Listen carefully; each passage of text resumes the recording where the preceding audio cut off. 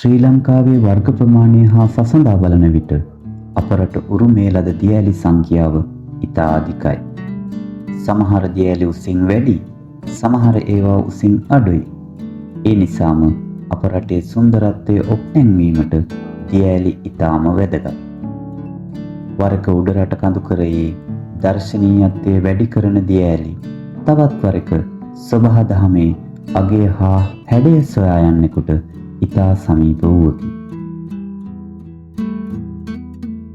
රම්බුඩ ප්‍රදේශයේ භූගෝලීය පිහිටීම දියඇලි කීපයකටම උපත දෙන බව අපි පහුගිය සංචාරයේදී ඔබට මතක් කළා. ඉතින් අද අපේ ගමන මෙම ප්‍රදේශයේම තියෙන එකිනෙකට වෙනස් හැඩයන්ගෙන් පරිපූර්ණ සෞන්දර්යාත්මක අගය කැටි කරගත් තවත් දියඇලි කීපයක් සොයා යාමටයි.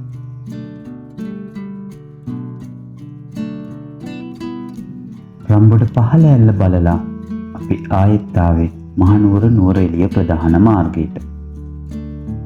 මේ තියෙන්නේ ප්‍රධාන මාර්ගයක දක්නට ලැබෙන ලංකාවේ දිගම උමල් මාර්ගය වන රම්බොඩ උමගේ. මේ උමගේ මුවතර සිට අපට තවත් ඇල්ලක් බලන්න පුළුවන්. දිවිතුරු ඇල්ල නැතිනම් දේවතුරා ඇල්ල කියන නම් දෙකම මෙම ඇල්ලට භාවිතා කරනවා. ඒකට හේතුව දිවිතුරු ඔය හෙවත් ඉහළ දේවතුරා ඔයේ ජලදහර මෙම ඇල්ල නිර්මාණය කිරීමයි. මේ දිය ඇල්ල මාර්ගයේ සිටම නරඹන්න පුළුවන්. හැබැයි බැලූ බැල්මට එක එල්ලේ නොපෙනුනත් මෙම දිය ඇල්ලට ඉහළින් කඩා හැලෙන තවත් ඇල්ලක සේයාවක් මාර්ගයේ සිට විමසිලිමත්ව බලන්නෙකුට දැකිය හැකියි.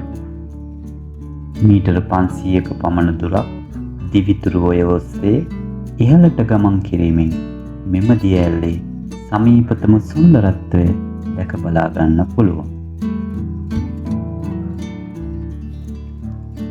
රම්බොඩ උමගය රම්බොඩ කඩවීදිය පසු කර නුවරඑළිය දෙසට ගමන් කිරීමේදී හමුවන තුරුලිය හෝටල් භූමියට ආසන්නව දකුණු පසින් දිස්සන්නේ තවත් දිය ඇල්ලකි.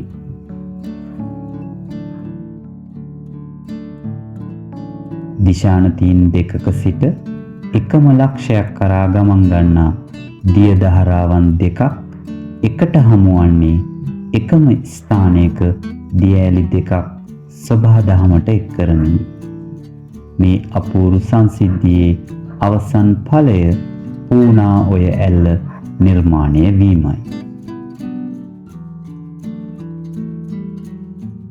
මෙම ඇල්ලේ ගාම්භීරත්වයත් ප්‍රතාපවත් බවත් කැටි කරගත් සෞන්දර්යාත්මක හැඩය නිර්මාණය වීම උදෙසා ඇල්ල පිහිටි ස්ථානයේ භෞතික පිහිටීම මනා රුකුලක් වී ඇති බව නම් මෙහිදී මතක් කරන්න ඕනේ.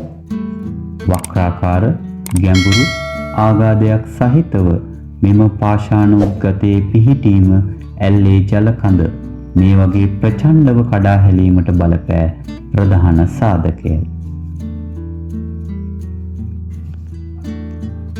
පලාගොල්ල කදුර නිර්මාණය කරමින් ගලන කීනෑලත් පලාගොල්ල ඇල්ල නිර්මාණය කරමින් ගලන පණුවය හෙවත් පූනාවයත් මෙම ඇල්ලේ පෝෂිත ජල ප්‍රභවයයි. වර්ෂා කාලයේදී වඩාත් හැඩවනු දැකිය හැකි මෙම දිය ඇල්ලේ අපූරු සිත්තම මාර්ගයේ සිට ගමන් ගන්නා කාගෙත් නෙත් සිත් සනහාලනු දැකිය හැකි. නිරිත දිග මූසම් සුළම් මගින් මෙම ප්‍රදේශයට වැඩි වර්ෂාපතනයක් ලැබෙන නිසා මැයි සිට නොවැම්බර් දක්වා කාලය මෙම ඇල්ල වඩාත් සක්‍රියයි. දුර සිටම දිය ඇල්ලේ සුන්දරත්වය වඩා හොඳින් දැක බලා ගන්න පුළුවන් නිසා දෙස් විදෙස් සංචාරක නෙතු බොහෝ වේලාවක් මෙම ඇල්ලේ නතර වනු දකින්න පුළුවන්. කන්දින් වැටෙන දිය දහර තරමටම මිටියාවත දිගේ වැතිර ගලා බසින දිය දහරේ හැඩය අපූරු සිත්තමකි. දිය ලෝකයට සමග ඔබ කැටුව ගිය ගමන අදට නිමා කරන්නයි සූදානම. මෙවැනිම භූ ස්තරයක සෞන්දර්යාත්මකව හැඩය සොයා යන ගමනකින් ආයෙත් දවසක හමුවන බලාපොරොත්තුවෙන්.